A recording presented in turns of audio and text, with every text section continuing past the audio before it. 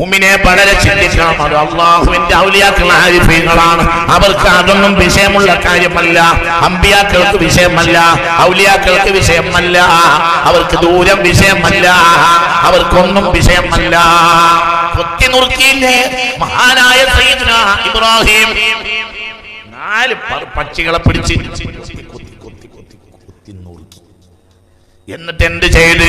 ജബൽ മശാരിഫിന്റെയും ജബൽ മോരിയായുടെയും ജബൽ സഹിയൂന്റെയും ജബൽ സൈത്തൂന്റെയും മുകളില് ഈ വെട്ടിക്കൂട്ടിയ ഈ തിരിച്ചറിയാൻ കഴിയാത്ത സാധനങ്ങൾ കൊണ്ടുപോയി വെച്ചില്ലേ സയ്യിദ്നാ ഇബ്രാഹിം? പിന്നെ അങ്ങോട്ട് വിളിച്ചു പക്ഷിയെ. ഓരോ പക്ഷിയും ഇങ്ങോട്ട് ഹയാത്തായി ഇങ്ങോട്ട് വന്നു. ആര് വിളിച്ചു? സയ്യിദ്നാ ഇബ്രാഹിം.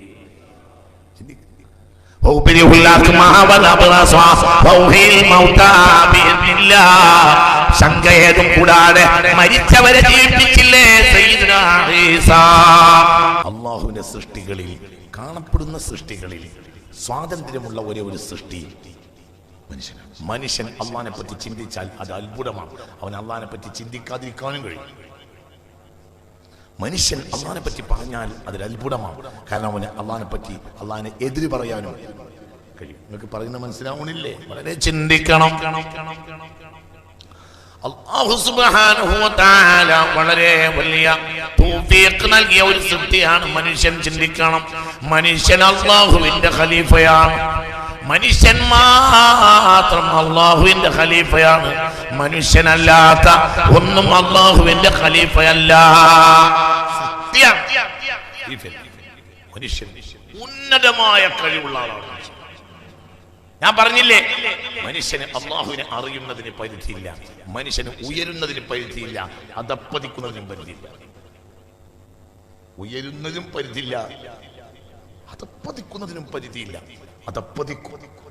വലഖദ് ദറഅനാ ലിജഹന്നമ കസീറൻ മിനൽ ജിന്നി വൽ ഇൻസ് ലഹും ഖുലൂബുൻ ലാ യഫ്ഖഹൂന ബിഹാ വലഹും അഅ്യുനുൻ ലാ യുബ്സിറൂന ബിഹാ വലഹും ആദാനുൻ ലാ യസ്മഊന ബിഹാ.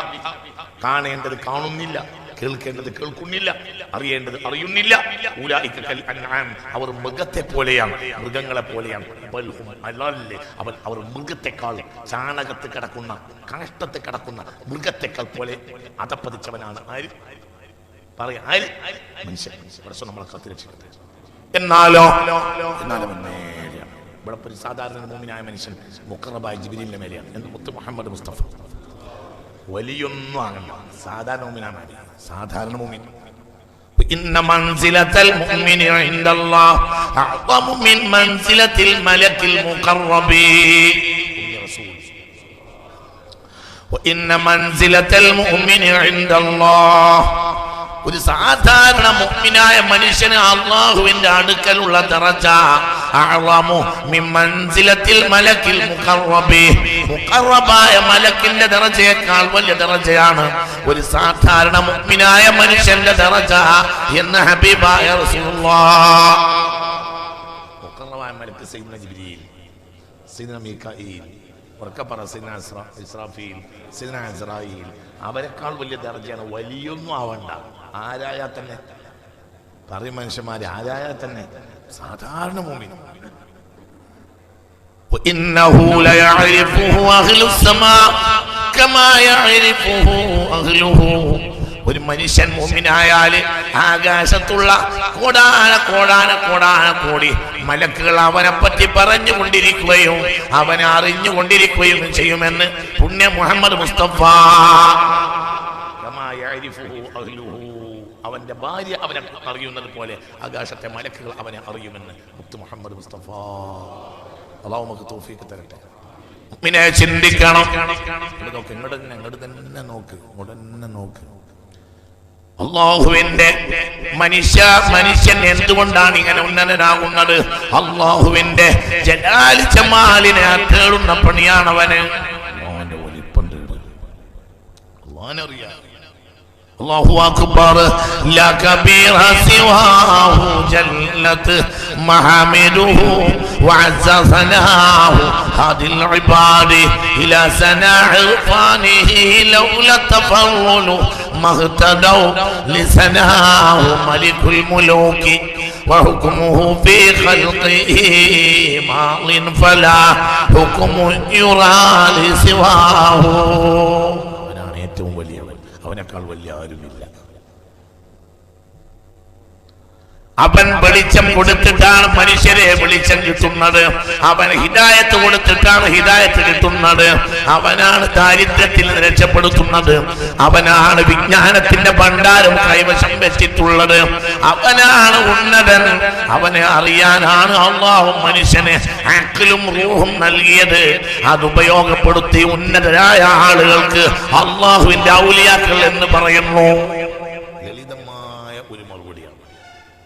അവർ അറിയാൻ ശ്രമിക്കണം ആരെ? അള്ളാനെ. അപ്പൊ ഒരു ഊണുണ്ടാവില്ല, അപ്പൊ ഒരു കുറക്കുണ്ടാവില്ല. ഊണും ഉറക്കം അതൊന്നുമേ കൂടാതെ ഒരാണ്ടു കാലം പുറത്ത് നടന്നോവർ 25 ആണ്ടോളം ചുറ്റി നടന്നോവർ 21 ഏകൽ കേട്ടാരെ ഇരുന്നോവർ. ഊണില്ല, ഉറക്കില്ല, തീറ്റല്ല.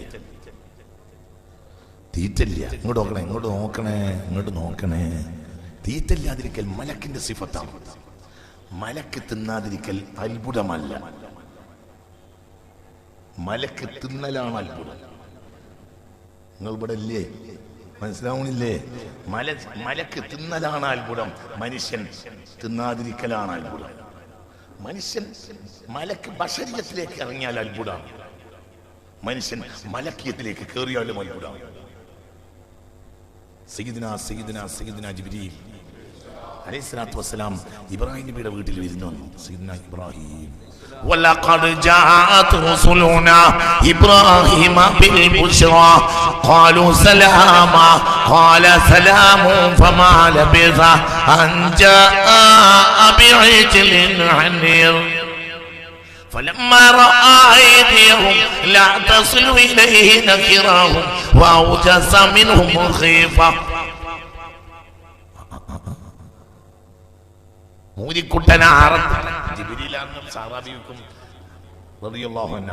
ഇബ്രാഹിം നബിക്ക് അലൈഹിസ്സലാം പെട്ടെന്ന് മനസ്സിലായില്ല വന്നത് ആരാണ്.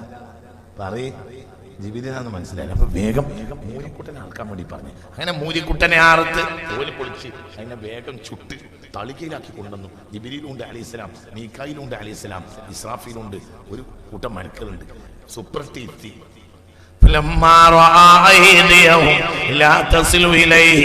തളികയുടെ മുന്നിൽ ഇരിക്കുന്നവരുടെ കൈകൾ തളികയിലേക്ക് നീളുന്നില്ല. അപ്പോൾ ഉള്ളിൽ അവരെ പറ്റി ഒരു വിഷമം തോന്നി. ഉള്ളിന്റെ ഉള്ളിൽ ഒരു പേടിയും തോന്നി സയ്യിദുനാ ഇബ്രാഹിമിന് അലൈഹിസ്സലാം. ഖാലു, അപ്പോൾ ഇവർ പറഞ്ഞു, ലാ തഖഫ്, പേടിക്കണ്ട ഇബ്രാഹിമേ, ഇന്നാ ഉർസിൽനാ ഇലാ ഖൗമി ലൂത്ത്, ഞങ്ങൾ ലൂത്തിന്റെ ജനരെ അട്ടിമറിക്കാൻ വേണ്ടി അല്ലാഹു അയച്ച മലക്കുകളാണ്. ഇവിടെ ഒന്ന് സലാം പറയാൻ വേണ്ടി വന്നതാണ്. അത് പറഞ്ഞത് മനസ്സിലായില്ലേ? അവര് തിന്നൂല, അവരെ രീതിയാണ്. എന്ത് പറയും, കിട്ടിയാലും എന്താവൂല, തിന്നൂല. ആ അവസ്ഥ മനുഷ്യന് വരിക. എന്തേ? പിന്നെ ഭക്ഷണം എന്താണ്? മലക്കുകൾക്ക് ഭക്ഷണം വേണ്ടേ? ഭക്ഷണം വേണ്ടാത്തൊരു സൃഷ്ടി ഉണ്ടാവില്ല. എന്തിനും വേണം ഭക്ഷണം. മലക്കുകളുടെ ഭക്ഷണം അത്തഖ്ദീസ് വത്തസ്ബീഹ് വത്തഹ്മീദ് വത്തക്ബീർ സുബ്ഹാനല്ലാഹി വൽഹംദുലില്ലാഹി വലാ ഇലാഹ ഇല്ലല്ലാഹു വല്ലാഹു അക്ബർ വലാ ഹൗല വലാ ഖുവത. ഇതന്നെ ഭക്ഷണം. ഈ അവസ്ഥയിലേക്ക് മനുഷ്യനാണ് കയറുക. ഒരു കൊല്ലമൊക്കെ തിന്നാതിരിക്കുക. എന്നാ തിന്നുക. എന്ത് തിന്നുക? റൂഹ് തിന്നുക, ശരീരം തിന്നാതിരിക്കുക. അപ്പോൾ ശരീരത്തിന്റെ അവസ്ഥയിലേക്ക് രണ്ടവസ്ഥ ഉണ്ട്. നിങ്ങൾക്ക് പറഞ്ഞത് മനസ്സിലായോ? രണ്ട് അവസ്ഥ ഉണ്ട്. എന്താ രണ്ടവസ്ഥ? ഒന്നിരിക്കൽ ശരീരം റൂഹിലേക്ക് കയറും, റൂഹിന്റെ അവസ്ഥയിലേക്ക് കയറും, അല്ലെങ്കിൽ റൂഹ് ശരീരത്തിന്റെ അവസ്ഥയിലേക്ക് ഇറങ്ങും. അല്ലാഹു നമ്മളെ കാക്കട്ടെ. മനുഷ്യൻ രണ്ടിനാൽ പടച്ചതാണ്. ഒന്നിരിക്കൽ രണ്ടെണ്ണുണ്ട് മനുഷ്യന്. ഒന്ന് റൂഹും ഒന്ന് ശരീരം. റൂഹിന് തീറ്റയില്ല, ശരീരത്തിന് തിന്നാതിരിക്കാൻ കഴിയുകയില്ല. നമ്മളെ പോലത്തെ തിന്നുന്നവരാണ് നമ്മളെ റൂഹ് പോലും തീറ്റയിൽ വഴിപ്പെട്ടു. റൂഹിനോട് താഴ്ത്തിക്കറിഞ്ഞു. റൂഹിന് നമ്മളെ റൂഹ് താഴ്ത്തിക്കറിഞ്ഞു. എന്നാൽ അമ്പിയാക്കൾ ഔലിയാക്കളുടെ റൂഹ് അങ്ങനെയല്ല.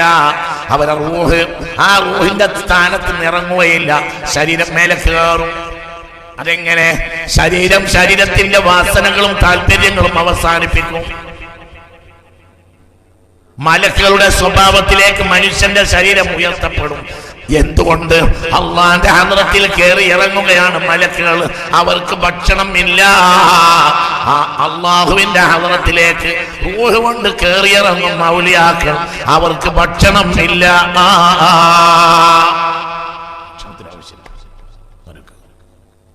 പിന്നെ ഭക്ഷണം എന്താ? തസ്ബീഹ്, തംജീദ്, തഹ്ലീല്, തസ്ബീഹ്. അല്ലാഹു നമുക്ക് തൗഫീഖ് തരട്ടെ. ഇതിപ്പോ നമുക്ക് അറിയാത്തത് എന്തുകൊണ്ടാണെന്നറിയോ മനുഷ്യന്മാരെ? നമുക്ക് തലേ കയറാത്തത്, നമുക്ക് അങ്ങനത്തെ സംഗതി പരിചയമില്ലല്ലോ. നമ്മളിപ്പോ ഇപ്പോഴും ഇതും കൊണ്ട് മണ്ടുകയാണ്. കുറേ നേരമായി ഓൻ മണ്ടൽ തുടങ്ങിയിട്ട് പറയണ വയറിൽ മലക്കിൻ്റെത്. എന്നാ പോത്തിന്റെ ബുദ്ധി നമുക്ക് ഓനെ പറ്റിയല്ല പറഞ്ഞത്. നമുക്ക് തന്നെ ചിന്തിക്കുക. ഇനി മുതൽ 2 ചപ്പാത്തി തിന്നാ മതി. തടി കൂടി അവനോട് ഡോക്ടറെ. അപ്പോ ഓൻ ചോദിച്ച് അത് ഭക്ഷണത്തിന് മുമ്പോ പിമ്പോ. അതാണ് നമ്മളെ കഥ. ഒരു കൂട്ടര് തിന്നാനൊക്കെയാണ് മറക്കും, കുടിക്കാനൊക്കെയാണ് മറക്കും. അവരെ ലക്ഷ്യത്തിലേക്ക് പോകും. ഏതാ ലക്ഷ്യം? അള്ളാഹ്നറിയാം.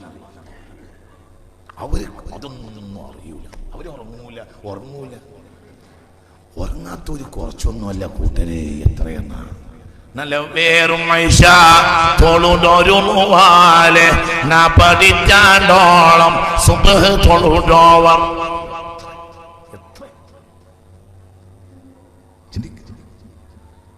നല്ല വേറും എത്ര كان يصلي الصبح بوضوء العشاء 40 سنة. ഇശ നിസ്കരിച്ച വുളു കൊണ്ടാണ് 40 കൊല്ലം സുബ്ഹ് നിസ്കരിച്ചത്. ഗൗസുൽ ആലം മുഹീദ്ദീൻ അബ്ദുൽ ഖാദിർ ജിലാനി ഇശ നിസ്കരിച്ച വുളു കൊണ്ട് സുബ്ഹ് നിസ്കരിച്ചു. കാരണം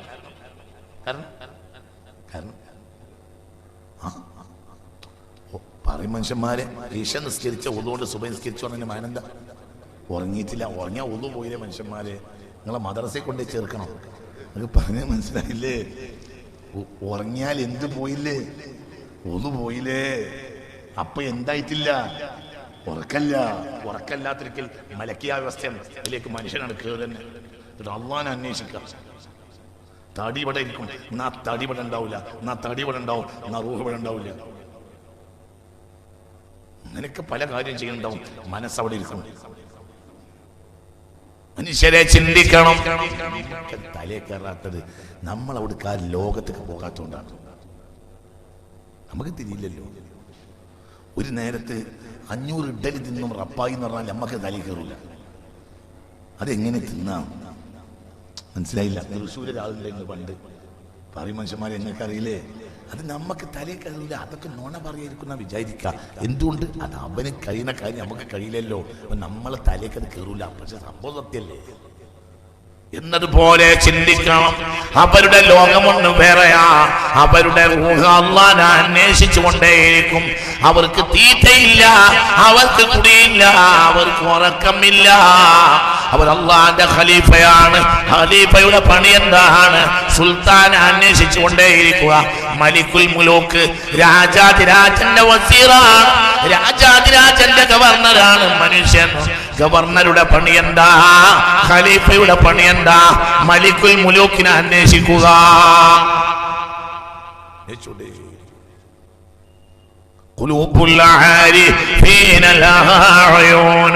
അവരുടെ ഹൃദയത്തിൽ കണ്ണുകൾ ഉണ്ടാകും. കാണുന്ന കണ്ണുകൾക്ക് കാണാൻ കഴിയാത്ത പലരും അവരുടെ കണ്ണുകൊണ്ട് കണ്ടുകൊണ്ടേ എന്തും കാണും. അവരെ കണ്ണിന് മറണ്ടാവില്ല, ഒന്നുമില്ല. അള്ളാന്റെ അമ്പിയാക്കൾ അള്ളാന്റെ അടയാളമാണ്. അള്ളാന്റെ ഔലിയാക്കൾ അള്ളാന്റെ അടയാളമാണ്. എന്തുകൊണ്ട്? അള്ളാഹു അവർക്ക് കഴിവ് നൽകിയതാണ്. മനുഷ്യ അവൻ നിസ്സാരവൽക്കരിക്കണ്ട.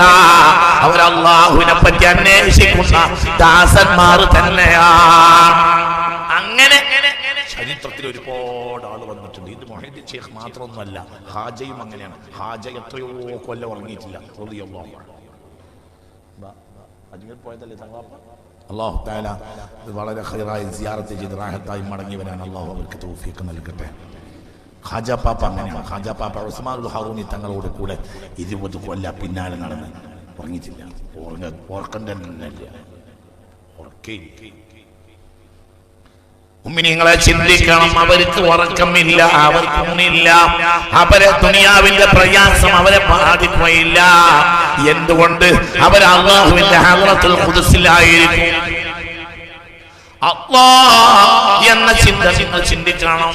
ഈ കൂട്ടത്തിൽ ഒരാളിരിക്കുന്നുണ്ടെങ്കിൽ അയാൾക്ക് ഈ പായസം കിട്ടിയില്ലെങ്കിൽ അയാൾക്ക് വിഷമം തോന്നും. അവിടെയൊക്കെ കൂടുതലും ഇങ്ങോട്ട് കൊണ്ടുവന്നില്ലല്ലോ.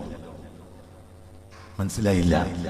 നമുക്ക് വിഷമം തോന്നുന്ന എല്ലാവർക്കും കിട്ടിയ പായസം പറയും മനുഷ്യന്മാരെ. നമുക്ക് എന്തുകൊണ്ട്? നമ്മളൊക്കെ ഒരു ജാതിയാണ്. അപ്പൊ നമുക്ക് വേദന തോന്നും. കുറച്ച് ചെറുപ്പാണെങ്കിൽ കുട്ടിയാണെങ്കിൽ കാര്യം ചെയ്യും. എനിക്കും വേണേ എന്നറിഞ്ഞ കാര്യം പറയും മനുഷ്യന്മാരെ അല്ലേ. നമുക്ക് പിന്നെ കാര്യാൻ പൂതിയുണ്ട്. പക്ഷെ വലിയ വലിയ മനുഷ്യന്മാരെങ്ങനെ കാര്യ ഒരു ഗ്ലാസ് പായസത്തിന് എന്ന് വിചാരിച്ചിട്ട് കാര്യാത്തതാണ്. ഔലിയാക്കൾ കാര്യം എപ്പോഴാണെന്നറിയോ? ഔലിയാക്കൾ അല്ലാഹു എന്ന ദിക്ർ മുറിഞ്ഞാൽ കരഞ്ഞു. സഹിക്കാൻ കഴിയില്ല. അല്ലാഹ് എന്ന ദിക്ർ ഒരു സെക്കൻഡിൽ മുറിഞ്ഞോയാൽ കരഞ്ഞു. അതവർക്ക് സഹിക്കാൻ കഴിയില്ല. സുബ്ഹാനല്ലാഹ്, സഹിക്കാൻ കഴിയില്ല. സ്വർഗം പോലും അവർക്ക് വിഷയമല്ല. സ്വർഗം വിഷയമല്ല. സ്വർഗത്തിന് വേണ്ടി ഞാൻ ഇബാദത്ത് ചെയ്യുകയില്ല എന്ന് പറഞ്ഞ എത്ര ഔലിയാക്കളുണ്ട്. പടച്ചവനെ, എനിക്ക് നിന്നോടുള്ള പ്രേമം കൊണ്ട് ഇബാദത്ത് ചെയ്യുകയാണ്. സ്വർഗം എന്നെ പോലെ ഒരു സൃഷ്ടിയല്ലേ. സൃഷ്ടി എന്തിനാണ്? സൃഷ്ടിയെ കാക്ഷിക്കുന്നത്. എനിക്ക് സ്വർഗം വിഷയമല്ല. വലാ മഖ്സൂദുഹും ജന്നാത്തു അദ്നി. ഔലിയാക്കൾക്ക് സ്വർഗം പോലും വിഷയമല്ല. ഒരു പണിയെടുക്കുന്നത് കൂലിക്കല്ല, അവർ പണിയെടുക്കുന്നത് ഇഷ്കിലാണ്, പ്രേമം ആരോടുള്ള. അതൊരു വിഭാഗമാണ്. മുഅ്മിനീങ്ങളെ ചിന്തിക്കണം.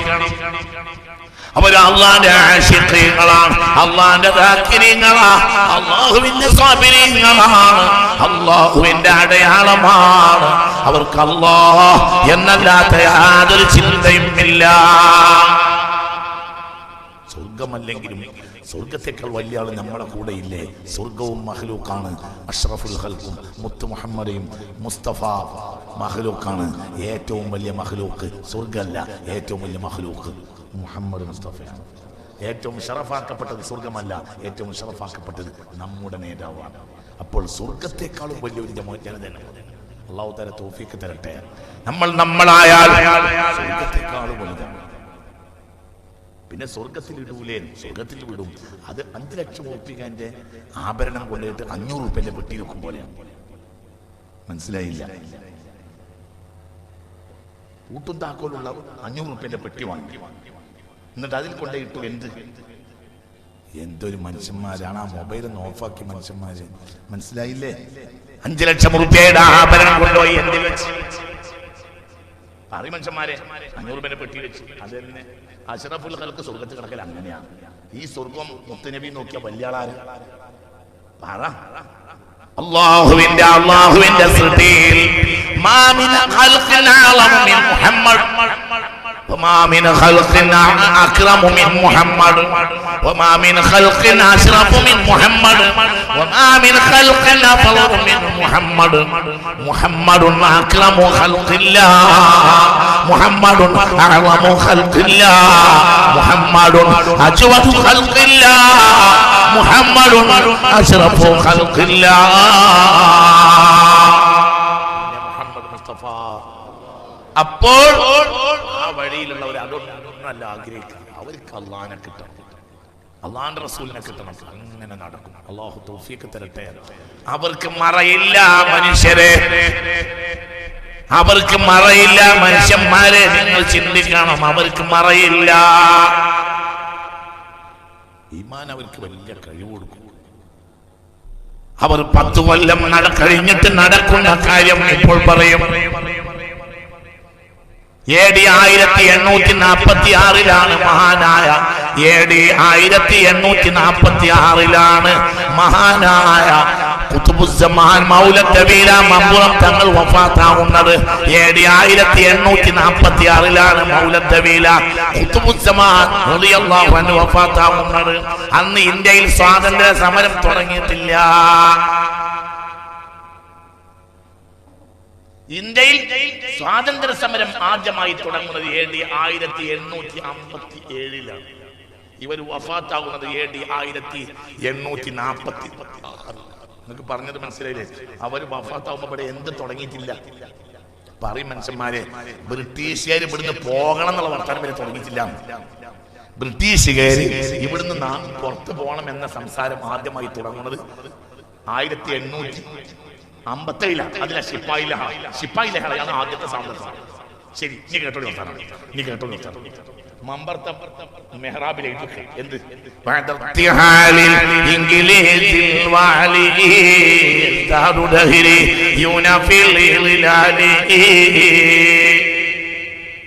ബ്രിട്ടീഷുകാർ ഇന്ത്യ വിട്ടു പോയി കഴിഞ്ഞാൽ കേരളത്തിൽ നിരീശ്വരവാദികൾക്ക് അധികാരം അധികരിക്കും. എങ്ങനെ പറയാം? അന്ന് ബ്രിട്ടീഷുകാർ പോകുന്നതിനെ തീരുമാനിച്ചിട്ടില്ല. എന്നൊക്കെ പറയുന്നത് മനസ്സിലാവണില്ല. ഈ മനുഷ്യൻ 1846 മരിച്ചിട്ടുണ്ട്. അതിന്റെ മുമ്പ് മമ്പർത്ത പള്ളിയുടെ മെഹ്റാബിൽ എഴുതി വെച്ചു. ഔക്കോയ റഹ്മത്തുള്ളാഹി എന്നോട് എഴുതാൻ പറഞ്ഞു. എന്താ എഴുതാൻ പറഞ്ഞു?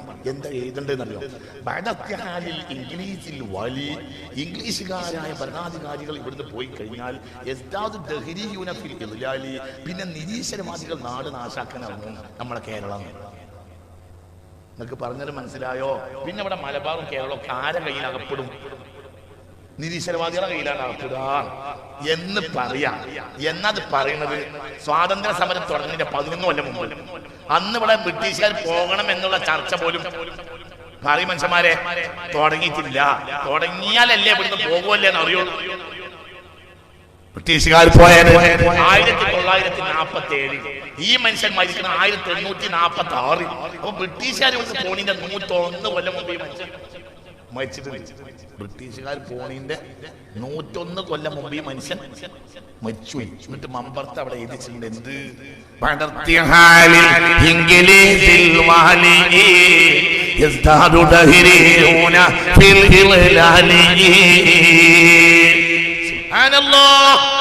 അതെങ്ങനെ കഴിയ? അതെങ്ങനെ നോക്ക?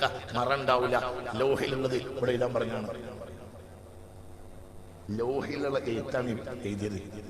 നിങ്ങൾക്ക് പറഞ്ഞത് മനസ്സിലായോ? ലൗഹ് എവിടെയാ? ലൗഹ് എവിടെയാണ്? അപ്പൊ ഞങ്ങളോട് പറയുന്നത് എവിടെയെന്നാ പറയുന്നത്?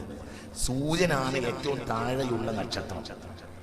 അതിന്റെ എത്രയോ 10 മടങ്ങ്, ആയിരക്കണക്കിന് മടങ്ങ് അപ്പുറത്താണ് ഒന്നാമത്തെ ആകാശം.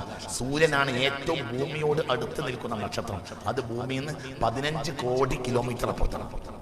നിങ്ങൾ ഇവിടെ ഉണ്ടോ ആവോ? കസാരയിൽ പിടിച്ചിരുന്നോളി. വീണു. എന്തേ പറഞ്ഞേ? എന്തോ ഒന്ന് പറഞ്ഞോ? എന്താ പറഞ്ഞേ? എന്താ പറഞ്ഞേ?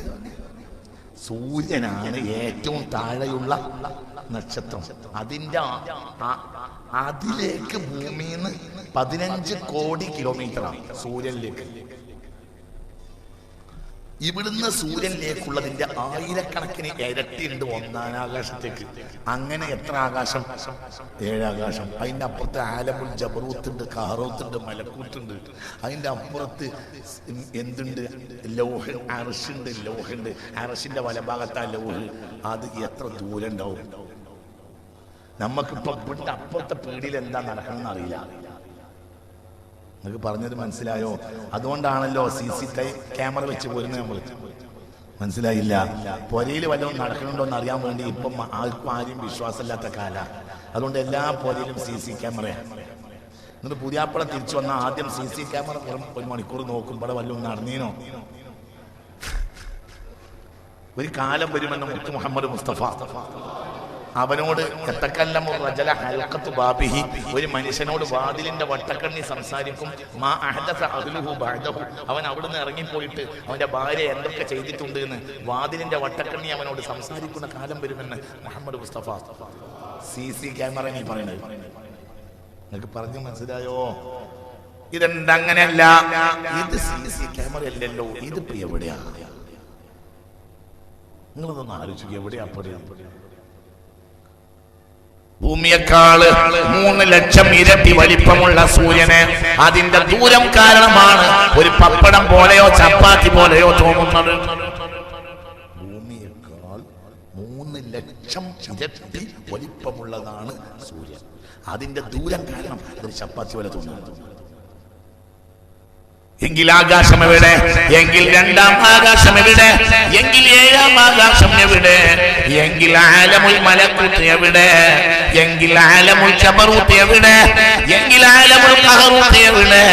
എങ്കിൽ ലൗഹ് എവിടെ? എങ്കിൽ അർശ് എവിടെ? എന്തുകൊണ്ട് അവരെ മറപാടിക്കൂല? ഒരല്ലാഹുവിന്റെ ഖലീഫ അല്ലാഹു തആല തൗഫീഖ് തരട്ടെ. അങ്ങനെയാണ് പരീക്ഷയ്ക്ക് വരുന്ന കുട്ടികൾ പരീക്ഷയുടെ നിബന്ധന പരീക്ഷ ഹാളിന്റെ പുറത്ത് എഴുതി തൂക്കുന്നത് വന്നിട്ട് അവരെഴുതിയെടുക്കുന്നത് പോലെ അള്ളാഹുവിന്റെ ഖലീഫമാരായിട്ടുള്ള അമ്പിയാക്കളും ബഹുമാനപ്പെട്ട ഔലിയാക്കളും ഭൂമിയിൽ ഇരുന്നിട്ട് ആ ലൗഹിൽ എഴുതി തൂക്കിയ കാര്യങ്ങൾ എഴുതിയെടുത്തിട്ട് എന്ത് ചെയ്യും? ഇവിടെ ഇരുന്ന് എഴുതിയിട്ട് അവർ എഴുതി വെക്കും.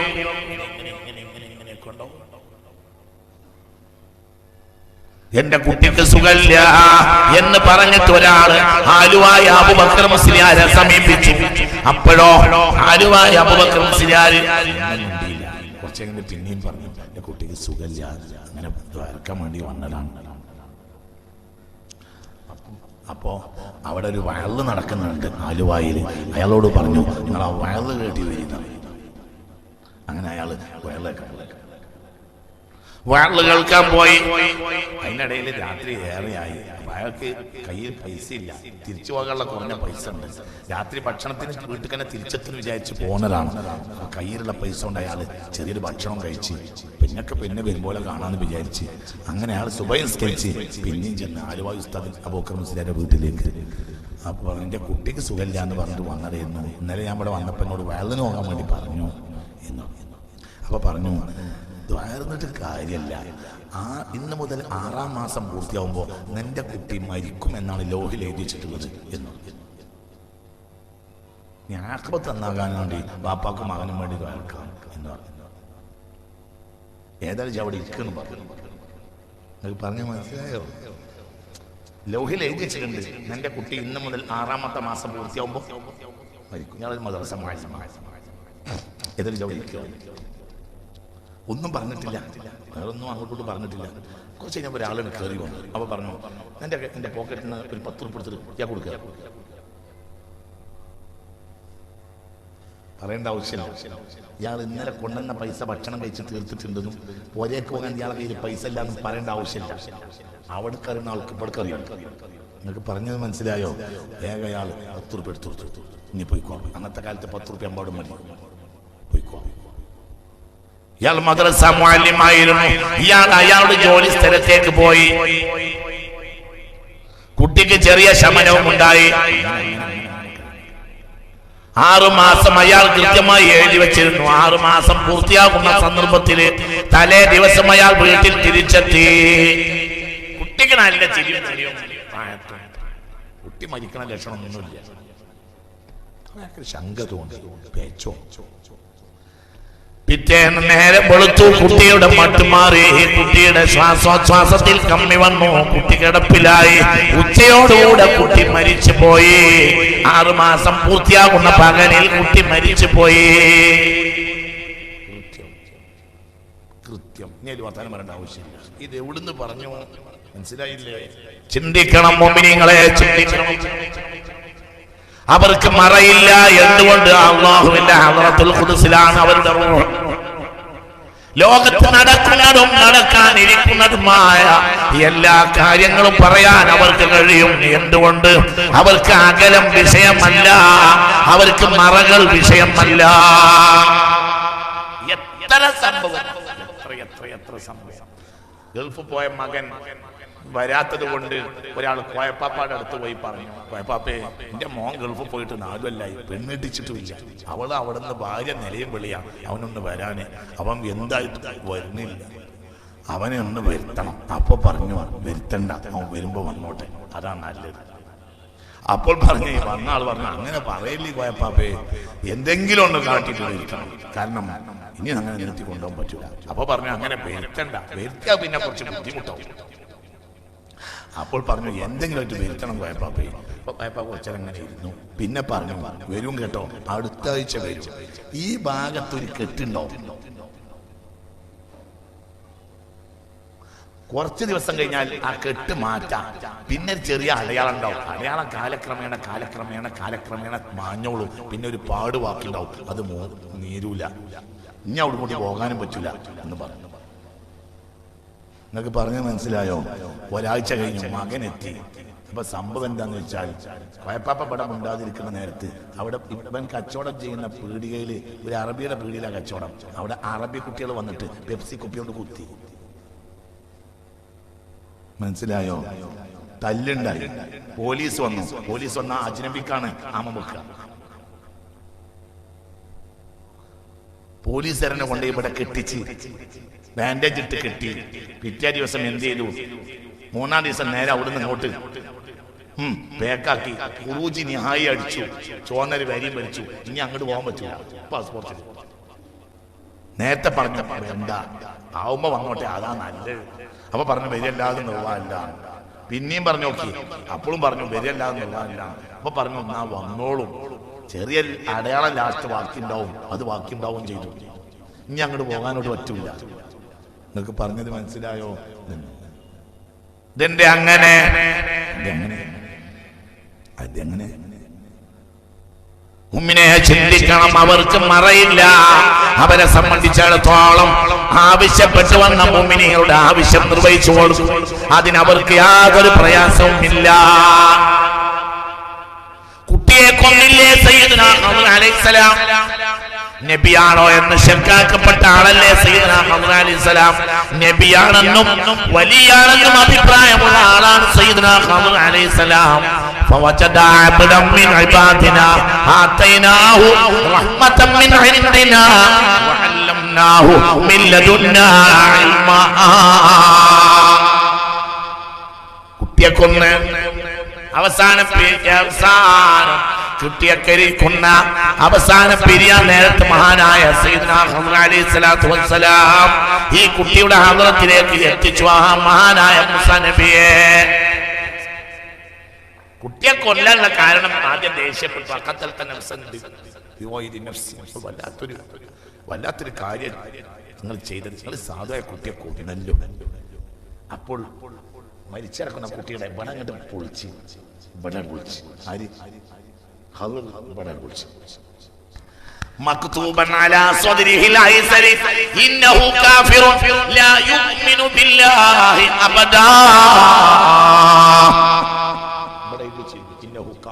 ഇവൻ കാഫിറാണ്. ലാ യുഅ്മിനു ബില്ലാഹി അബദ.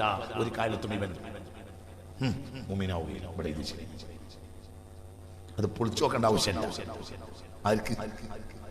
ഖദറിന് നിങ്ങൾക്ക് പറഞ്ഞത് മനസ്സിലായോ? സയ്യിദുനാ ഖദർ അലൈഹിസ്സലാത്തു വസ്സലാം. മുഅ്മിനെ ചിന്തിക്കണം. മൂസാ നബി അലൈഹിസ്സലാത്തു വസ്സലാം അതിന്റെ പരീക്ഷണം. മൂസാ നബിക്ക് അങ്ങനെ പരീക്ഷണം.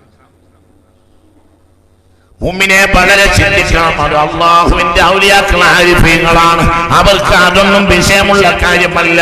അമ്പിയാക്കൾക്ക് വിഷയമല്ല, ഔലിയാക്കൾക്ക് വിഷയമല്ല, അവർക്ക് ദൂരം വിഷയമല്ല, അവർക്കൊന്നും വിഷയമല്ല.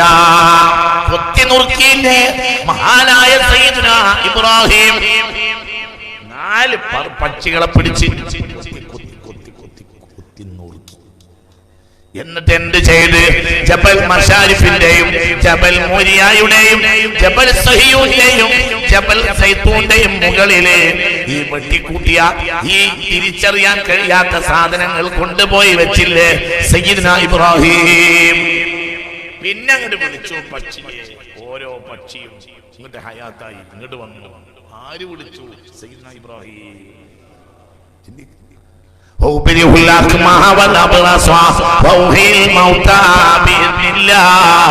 ശങ്കയേതും കൂടാതെ മരിച്ചവരെ ജീവിപ്പിച്ചില്ലേ സയ്യിദുനാ ഈസാ? എത്ര ആളെ 50,000 റാസിയിലുണ്ട്. രോഗം കൂടിയപ്പോൾ, നാട്ടിൽ രോഗം അധികരിച്ചപ്പോൾ ഓരോ വീട്ടിലും പോയിട്ട് രോഗം മാറ്റാൻ നേരല്ല ആർക്ക്. അപ്പൊ ഓരോ നാടുകളിലുള്ള ജനങ്ങളോട് ഒരു ഏരിയയിൽ ഒരുമിച്ച് കൂടാൻ നോക്കും. ഒരു ഏരിയയിലെ ജനങ്ങളാണ് ഒരു സ്ഥലത്ത് ഒരുമിച്ച് കൂടും. ചിലപ്പോൾ ഒരു ഏരിയയിൽ എത്ര ആളുണ്ടാവും? 50 അൽഫ. ഉംറ വിസക്ക് പോയവർക്ക് വരെ 50 അൽഫിന്റെ ആൾമാനെ പറയും. ആദ്യം അക്കാണല്ലോ പഠിക്കുക, എന്തെങ്കിലും കിട്ടിയാൽ പെടുന്നത് അയക്കണ്ടേ പറയും മനുഷ്യന്മാരെ. 50,000 ആളൊക്കെ ചിലപ്പോൾ എവിടെ ഉണ്ടാവും? ഒരു മൈതാനിയില്. എന്നിട്ട് പറയാ, മൈതാനിയിൽ ഇങ്ങനെ കൂടിയിട്ട് മഹാരോഗം ബാധിച്ചവരോട് പറയാ, കഴിഞ്ഞു. കുടിക്കാനുമില്ല, തേക്കാനുമില്ല, ധാരോരാനുമില്ല, ഒന്നുമില്ല. കുടിക്കും തേച്ചിട്ട് പൈസ പോയി നല്ല തൽക്കാലം തീനോട്ട് മാറിയിട്ടില്ല. നിങ്ങൾക്ക് പറഞ്ഞത് മനസ്സിലായോ? കുടിക്കാനുമില്ല, പാറഷ്ട, തേക്കാനുമില്ല. നീ രോഗം വേണ്ട, നീ രോഗം വേണ്ട, പിന്നെ രോഗമില്ല. അത് ഇവിടെ ഒരാൾ ചെയ്തിരുന്നു. സി എം വലിയുള്ളാഹി, അല്ലാഹു ദറജ കൊടുക്കട്ടെ. മഹാനായ സി എം വലിയുള്ളാഹ് ചെയ്തിരുന്നു. മഹാനായ സി എം വലിയുള്ളാഹ് ഇതാ ലക്ഷക്കണക്കായ രോഗികളോട് രോഗം വേണ്ട, പിന്നെ രോഗമില്ല. മരിച്ചവരോട് പറയാം, അല്ലാഹു തആല മരിപ്പിക്കാം. ഈസാ നബി മരിക്കാനായിട്ടില്ല, എനിക്ക് നിങ്ങൾ ഇവിടെ ഉണ്ടോ ആവോ? പിടിച്ചിരുന്നോട് വീണ് വേണ്ട. ഞാൻ പറഞ്ഞാൽ അള്ള ജീവിപ്പിക്കുന്നല്ല.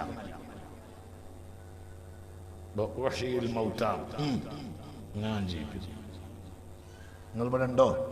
ഞാൻ പറഞ്ഞാൽ അള്ള ജീവിപ്പിക്കുന്നത് രാഷ്ട്രീയക്കാർ എഴുതി കൊടുക്കുന്ന കടലാസിന്റെ വേക്കിൽ ഒരു കൊടുക്കണം. ഞാൻ പറഞ്ഞ അവിടെ കോളേജിൽ പെർമിഷൻ കിട്ടുന്നത് രാഷ്ട്രീയക്കാരെ കത്തിൽ എഴുതി കൊടുക്കുന്നതാണ്.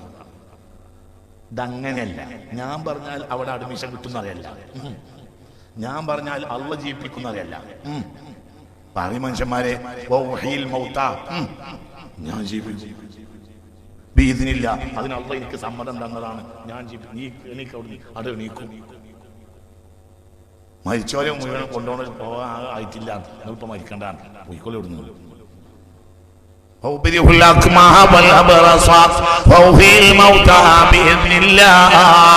ശിഷ്യന്മാരോടുകൂടെ യാത്ര പോവുകയായിരുന്നു സയ്യിദ്നാ ഈസാ. അപ്പോൾ ഒരു മയ്യത്ത് കട്ടിലിൽ മയ്യത്ത് ഏറ്റിക്കൊണ്ടുപോകുന്നത് കണ്ട് ഒരു തള്ളണ്ട്, ഒരു വൃദ്ധയായ ഒരു തള്ള, ബാക്കിൽ ഒരു വൃദ്ധയായ സ്ത്രീ കരഞ്ഞോട് പിന്നാലെ പോകുന്നുണ്ട്. അപ്പോൾ മയ്യത്തിൽ കൊണ്ടുപോണവരെ തടഞ്ഞു നിർത്തി, മാലഹ മാലഹ, മയ്യത്ത് കൊണ്ടുപോകുമ്പോ എന്തിനാ ഇത് കൂടുന്നെന്ന് ചോദിച്ചു. അപ്പോൾ പറഞ്ഞ അവര്, ഇതിനാകെയുള്ള ഒരു മകനാണിത്, ഇതിനെ നോക്കാൻ. അതുകൊണ്ട് മകൻ മരിച്ചിട്ട് ഇതിന് സഹിക്കാൻ കഴിയണില്ല സങ്കടം. അതുകൊണ്ട് കരഞ്ഞ് പിന്നാലെ കൂടിയാ ഞങ്ങൾ മയ്യത്തെടുത്ത് പോന്നിട്ട് ഇത് വിടുന്നില്ല. അപ്പൊ പറഞ്ഞു, ഇറക്കി വെക്കിയാൽ എന്നാ പിന്നെ അതിനെ അങ്ങനെ സങ്കടപ്പെടുത്തി മരിക്കണ്ട, ഇറക്കിക്കാം. ഇയാളുടെ എണീറ്റു, മയ്യത്തും കട്ടിലിന് മയ്യത്ത് എണീറ്റ മനുഷ്യൻ മണ്ടൂലേ. എന്നിട്ട് എണീറ്റു. അപ്പോൾ ചോദിച്ചു, അതിനൽ കമീസ്, എവിടുന്നെങ്കിലും ഒരു കമീസ് ഭാര്യ കൊണ്ടുവരി, ഇത് ഈ കോലത്തിൽ ഇവനം കിട്ട് തീപ്പെട്ടി കോല പോലെ പാഞ്ഞ കുടുങ്ങോലോ. അങ്ങനെ ആരോ ഒരു കമീസ് കൊണ്ടുവന്നു. ആ കമീസ് ഇട്ട്, അപ്പൊ തള്ളക്ക് അതുവരെ കരിഞ്ഞു വരുന്ന തള്ളക്ക് ചിരിച്ചിട്ട് പോതല്ല. കാരണം മരിച്ചുപോയ കുഴിച്ചിടാൻ കൊണ്ടുപോണ മകനാണല്ലോ എന്ത് ഹയാത്തായത്. ഭയങ്കര ചെറിയും കളിയും തള്ളക്ക് മകനും ബോധല്ല, ചിരിച്ചിട്ട്. അവസാനം അവർ രണ്ടാം വർത്താനൊക്കെ പറഞ്ഞിട്ട് പിരിഞ്ഞു പോകാൻ ഒരുങ്ങി. തള്ളയും മകനും പറഞ്ഞു, എന്നാ ഞങ്ങൾ പോട്ടെ എന്നപ്പോ നാട്ടുകാർക്കുള്ള ദേഷ്യം വന്നു. ഒരു മയ്യത്ത് ഏറ്റിക്കൊണ്ടുവന്നിട്ട് നീ ഞങ്ങൾ കാലി കട്ടിലാണ് ഏറ്റണം, ഒരു സമാധാനം കിട്ടണമെങ്കിൽ ഒന്ന് കുഴിച്ചിടണം. ഇത് കുഴിച്ചിടാൻ കഴിഞ്ഞിട്ടില്ല. അതിന്റെ അടി താത്തിയിട്ട് 4 കൈക്കോട്ടുന്നായോണ്ട് 4 നേട്ടം മേടിയാല് ഏറ്റിക്കൊണ്ടുവന്നവർക്ക് സമാധാനം. അതിന് അങ്ങോട്ട് കിട്ടിയതില്ല. നീ ഞങ്ങളിങ്ങനെ പീറ്റായതുപോലെ ഈ കാലി എടുക്കണം പറ്റില്ല.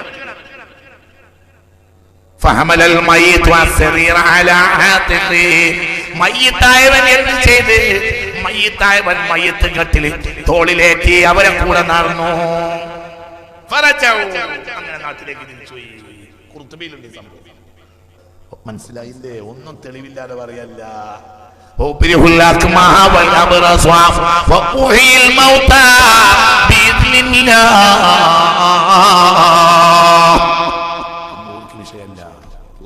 തൗഫീഖ് തരട്ടെ.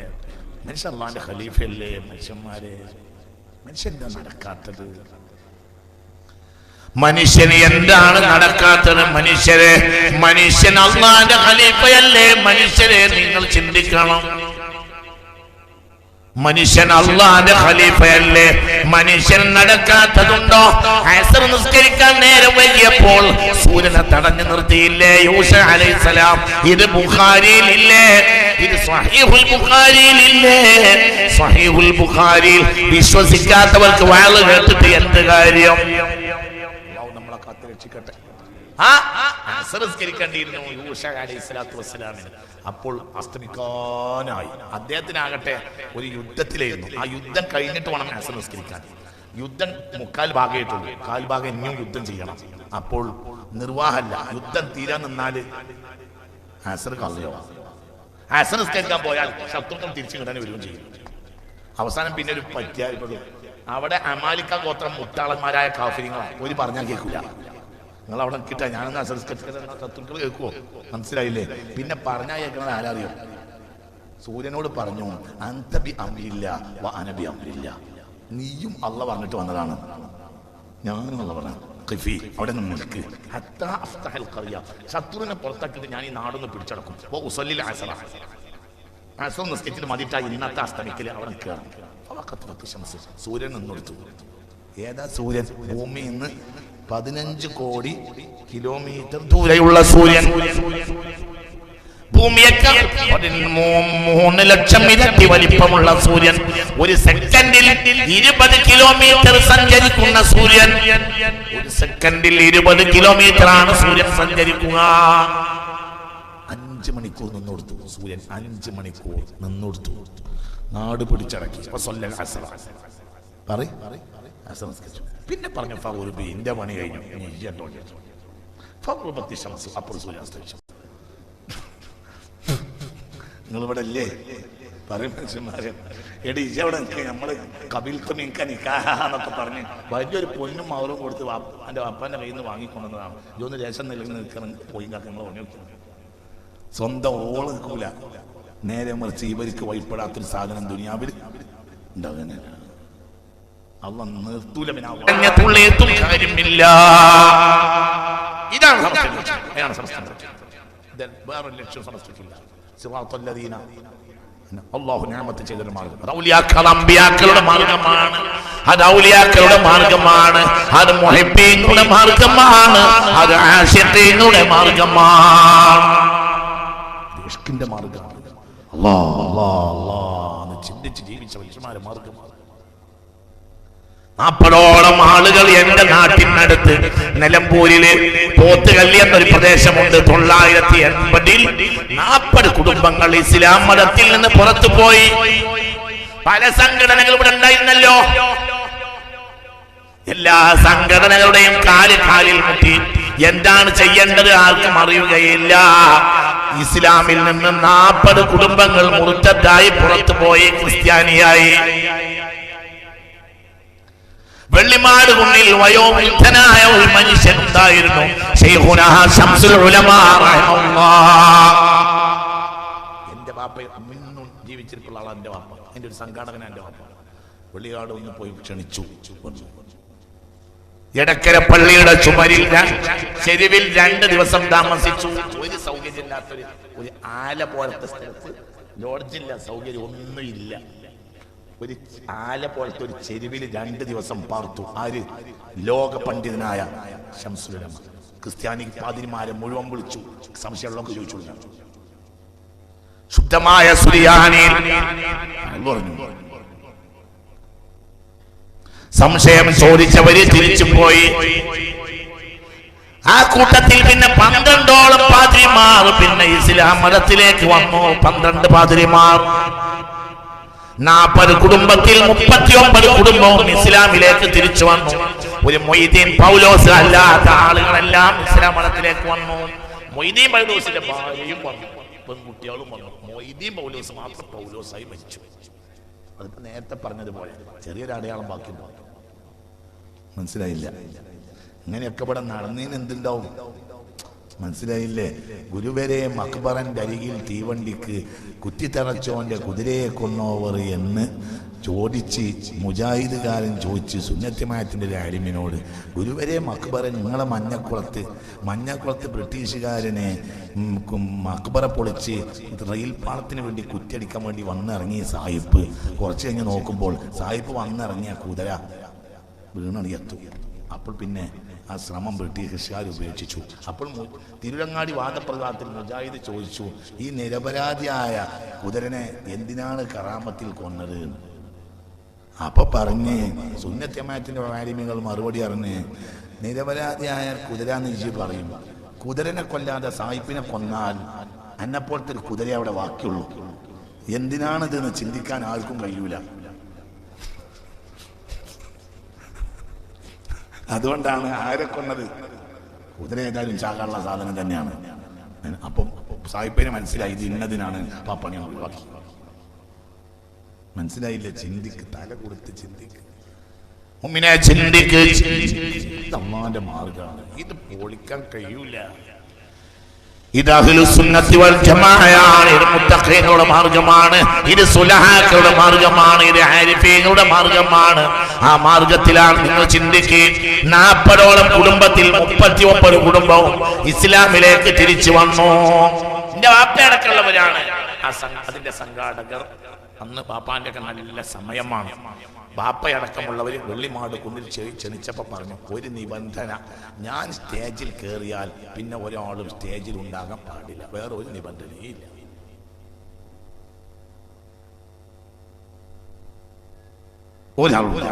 ഒക്കെ താഴത്തിറങ്ങിക്കൊള്ളാം, ഞാൻ ഒറ്റ കഴിക്കണം സ്റ്റേജിൽ. ഇതേക്കുറിച്ച് പിന്നീട് സിറുൽ അസ്റാർ, രഹസ്യങ്ങളുടെ രഹസ്യം അറിയുന്ന ശൈഖായ വലിയായ മഹാനായ തൃപ്പനച്ചി മുഹമ്മദ് മുസ്ലിയാർ തന്റെ ശിഷ്യന്മാരോട് പറഞ്ഞു. എന്തിനാണ് അങ്ങനെ പറഞ്ഞതെന്നോ? ആ സ്റ്റേജിന്റെ മുകളിൽ മുത്ത് റസൂലുള്ളാഹി ഹാജറുണ്ടായിരുന്നു, പുണ്യ മുഹമ്മദ് മുസ്തഫ. എന്തിനാണ് അങ്ങനെ പറഞ്ഞത്? റസൂലുള്ളാഹിക്ക് ഇഷ്ടമില്ലാത്ത ഏതെങ്കിലും ഒരാൾ ഉണ്ടാകാൻ പാടില്ല. അപ്പൊ എല്ലാരെയും പുറത്താക്കിയ പിന്നെ എന്നോനെ പുറത്താക്കിയുള്ള പ്രശ്നമില്ലല്ലോ. ആ സ്റ്റേജിൽ ആര് വരേണ്ടതുണ്ട്? ഹബീബായ പുണ്യ മുഹമ്മദ് മുസ്തഫ സല്ലല്ലാഹു അലൈഹി വസല്ലം തങ്ങൾ അടക്കം ആ സ്റ്റേജിൽ വന്നിരുന്നു എന്ന് തൃപ്പനച്ചി മുഹമ്മദ് മുസ്ലിയാർ ദർജയേറ്റി കൊടുക്കട്ടെ. ഇത് സുന്നികളെ പാഠത്തിന് വേണ്ടി പറഞ്ഞതാണ്. ഞാൻ CCTV വെച്ചിട്ട് അതിന്റെ ഫോട്ടോ കാണിച്ചു തരാൻ പറ്റുമെന്ന് അപ്പോൾ ഈ അടുത്ത ദിവസം ഒരാൾ, ഒരു മുജാഹിദിനോട് ചോദിച്ചത്. ICUവിൽ കിടക്കുന്ന ഒരാളുടെ അടുത്തേക്ക് ഹബീബായ റസൂലുള്ളാഹി വന്നിട്ട് മേലെ തടഞ്ഞു കൊടുത്തപ്പോൾ രോഗം മാറിയെന്നൊരു വയലിൽ ഞാൻ പ്രസംഗിച്ചു, അത് സത്യമാണ്. അപ്പോൾ മുജാഹിദ് പറഞ്ഞു, ഇത് കണ്ടില്ലേ ഇയാൾ പറയുന്നത് മരിച്ചുപോയ മുഹമ്മദ് നബി വന്നു ഇത്രേൻ, അതിൽ പിന്നെ തെളിവ് പറഞ്ഞു കൊടുത്തു. അപ്പൊ അവൻ ചോദിക്കണം എന്താണ്? ഇപ്പൊ ഈ ആഴ്ച പുതിയ ഒരു ക്ലിപ്പ് ഇറങ്ങിയിട്ടുണ്ട്. എന്താ? അങ്ങനെയാണെങ്കിൽ ആശുപത്രിയിലെ CCTV പരിശോധിച്ചൂടെ? അതിന് നാടൻ മലയാളത്തിന് മറുപടി ഉണ്ട്. അത് ഇവിടെ പറയാൻ പറ്റില്ല. എവിടേക്കൊക്കെയാണെന്നെ CCTV പറ്റുകയെന്നുള്ളതിന് നാടൻ മലയാളത്തിൽ ഞങ്ങൾ മൂല്യന്മാരല്ല, കന്നൂട്ടി കയ്യന്മാരായ നാടന്മാരാ. എൻ്റെ വലിയപ്പ മൂത്താപ്പൊക്കെ കന്നൂട്ടിക്കാരാ. അപ്പൊ ഞങ്ങൾക്ക് കന്നൂട്ടുന്ന ഭാഷയിൽ ഒരു മറുപടി ഉണ്ടായിരുന്നു, അത് ഇവിടെ പറയാൻ പറ്റൂല. അള്ളാഹു അന്തം കൊടുത്തിട്ടില്ല, എന്താ പറയാ? അള്ളാഹു സുബ്ഹാനഹു വ തആല ബുദ്ധി കൊടുക്കട്ടെ. സയ്യിദുനാ ഉസ്മാൻ ഇബ്നു അഫ്ഫാൻ റളിയല്ലാഹു അൻഹു മരിക്കുന്ന നേരത്തെ മുത്ത് മുഹമ്മദ് മുസ്തഫ സല്ലല്ലാഹു അലൈഹി വസല്ലം തങ്ങൾ വന്നിട്ടാണ് വെള്ളം കൊടുത്തത്. ബക്കറ്റിലാ വെള്ളം. വഫാത്തായി റസൂലുള്ളാഹി, വഫാത്തായി, സിദ്ദീഖ് ജീവിച്ച്, സിദ്ദീഖ് വഫാത്തായി, ഉമറിന്റെ ഖിലാഫത്ത് കഴിഞ്ഞ്, ഉമർ ബിൻ ഖത്താബ് വഫാത്തായി, ഉസ്മാൻ ബിൻ അഫ്ഫാന്റെ ഖിലാഫത്ത് വന്നു, അതും കഴിഞ്ഞ് തീരാണ്. ഉസ്മാൻ ബിൻ അഫ്ഫാൻ മരിക്കുമ്പോൾ അവസാനത്തെ വെള്ളം കൊടുക്കുന്നത് ആരാ? പുണ്യ മുഹമ്മദ് മുസ്തഫ. നിങ്ങൾ ചിന്തിക്കേ, വഹാബിക്ക് എന്താ പ്രശ്നം? വഹാബി നിഷേധിയാവുകയാണ്, വഹാബി നിഷേധിയാവുകയാണ്, വഹാബി നിഷേധിയാണ്. വഹാബിക്ക് ഖുർആന്റെ മുകൾ ഭാഗമല്ലാതെ അറിയുകയില്ല. മുകൾ ഭാഗം മനുഷ്യനെ കുഫറിൽ എത്തിക്കുമെന്ന് മഹാന്മാർ രേഖപ്പെടുത്തിയിട്ടുണ്ട്. ഖുർആന്റെ അടിയിലേക്ക് ഇറങ്ങിയിട്ടില്ലെങ്കിൽ ചിലപ്പോൾ അത് മനുഷ്യനെ കുഫറിൽ പോലും എത്തിക്കും.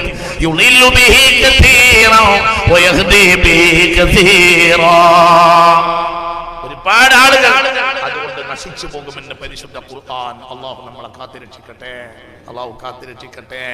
അൽ ഫിർഖത്തുൽ വഹാബിയ ഖദലഹുമുല്ലാഹ് നസ്അലുല്ലാഹ അൻ യഖ്തഅ ദാബിറഹും. ഇമാം സാവി തഫ്സീർ സാവിയിൽ രേഖപ്പെടുത്തി. വഹാബികൾ അതും വെട്ടിമാറ്റി. വഹാബി നാടുകളിൽ നിന്ന് വരുന്ന സാവി തഫ്സീറിൽ ഈ ഒരു വരിയില്ല, അത് വെട്ടിക്കളഞ്ഞിട്ട് ജൂതന്മാരെടുക്കണമല്ല. ഇമാം സാബി റളിയല്ലാഹു അൻഹു വഹാബികളെ പറ്റി പറഞ്ഞിട്ടുണ്ട്, വഹാബികൾ ഈമാനുമായി ഒരു ബന്ധമില്ലാത്ത പുതിയൊരു ജനതയാണ്, വിഭാഗമാണ്. അല്ലാഹുവേ അവരുടെ ശർനെ തൊട്ട് കാക്കണമേ റബ്ബേ എന്ന് ദുആ ചെയ്തിട്ടുണ്ട്. ഇമാം സാബി റളിയല്ലാഹു അൻഹുവിനെ പോലത്തെ മഹാന്മാര്, ഇമാം ശൗബാനി റളിയല്ലാഹു അൻഹുവിനെ പോലത്തെ മഹാന്മാര്, ആ കാലഘട്ടത്തിൽ ജീവിച്ച മഹാന്മാര് വളരെ വ്യക്തമായി രേഖപ്പെടുത്തിയിട്ടുണ്ട്. ഞാൻ നിസാരപ്പെടുത്തി പറയുകയല്ല, ചോദിച്ച യാതൊരു അന്തവും ഇല്ല. ഇത് ഞാൻ എന്റെ വക പറയല്ല, ഇതിന് സാക്ഷിയുണ്ട്. തൃപ്പനച്ചി മുഹമ്മദ് മുസ്ലിയാർ പറഞ്ഞു, സിറിന്റെ ശൈഖായ, സിറിന്റെ അസ്റാറിന്റെ കശ്ഫ് അറിയുന്ന മഹാനായ തൃപ്പനച്ചി മുഹമ്മദ് മുസ്ലിയാർ നവ്വറല്ലാഹു മർഖദാ, അവർ തന്റെ ശിഷ്യന്മാരോട് പറഞ്ഞു, അല്ലാഹുവിന്റെ ഹബീബായ മുത്ത് മുഹമ്മദ് മുസ്തഫ സല്ലല്ലാഹു അലൈഹി വസല്ലമക്ക് സ്റ്റേജിൽ വരേണ്ടതുണ്ട്. ഹബീബിന്റെ ഹദ്റത്തിലല്ലാതെ അന്ന് ശൈഖുന പ്രസംഗിച്ചിട്ടില്ല.